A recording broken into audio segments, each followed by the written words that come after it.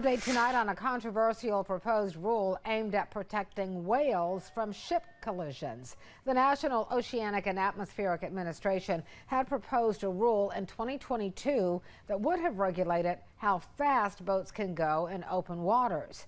But now that rule has been withdrawn. WECT's Connor Smith joins us now in the studio with more. Connor, why did the agency make this decision? Well, Fran, in a letter sent this week, NOAA says they made this decision after receiving roughly 90,000 public comments on it. And they say because of that feedback, they just don't have enough time to finalize the rule. Now, the proposed rule was aimed at reducing the number of endangered North Atlantic right whale deaths. And it would have applied to most boats 35 feet and longer to follow new speed restrictions up and down the Atlantic coast. The proposed rule also would have created speed zones where whales were known to be located.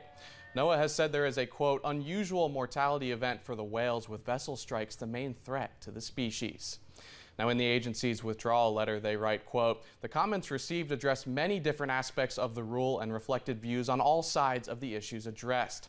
Despite its best efforts, NMFS does not have sufficient time to finalize this regulation in this administration due to the scope and volume of public comments.